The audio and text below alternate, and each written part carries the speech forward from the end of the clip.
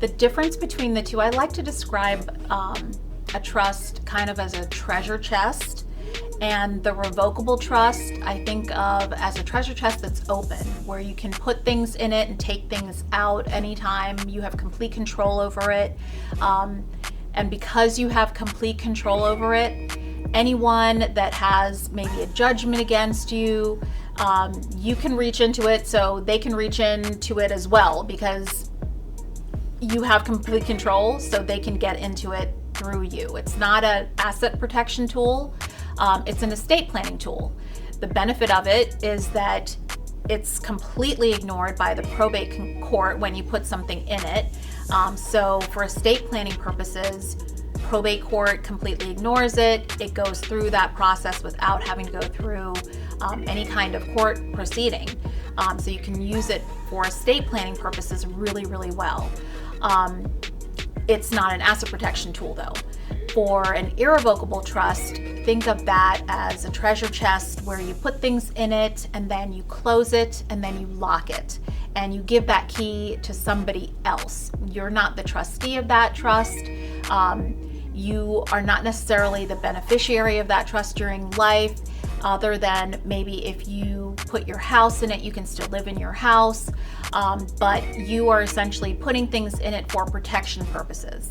So with that kind of trust, you're giving the key that you lock up that treasure chest with to somebody else who is a trustee, like an adult child, to somebody who is protecting those assets for you.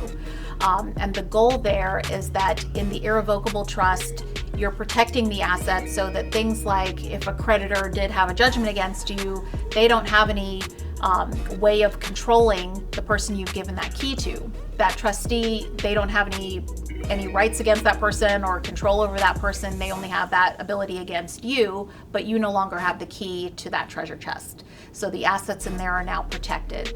So it's great for asset protection purposes. We also use it a lot for Medicaid planning, because now you put assets into that trust. Medicaid completely ignores it, just like the probate court completely ignores it. After the 5-year look back, Medicaid is no longer counting that as your asset. So you can qualify for Medicaid to pay for long-term care costs. So it's great for Medicaid planning if you're concerned about spend down and so forth for being able to qualify for Medicaid to pay for long-term care costs. It can also be used for things like if you have asset protection concerns with things like real estate investments, or if you have businesses that are risky and maybe litigation concerns and things like that, you can use offshore trust with irrevocable trust planning or privacy trust. You can also use it for estate tax reduction or elimination. There are lots of different ways you can use irrevocable trust planning for more complicated estate plans.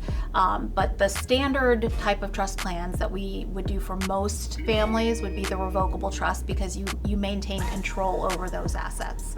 And so for most people, they want to keep control over all of the assets, like your home, like your bank accounts, investment accounts. So if control is the primary goal, then the revocable trust would be the method that you're using. If really you're trying to shield assets and protect them from creditors or from litigation and things like that, then the irrevocable trust would be the type of plan you would use.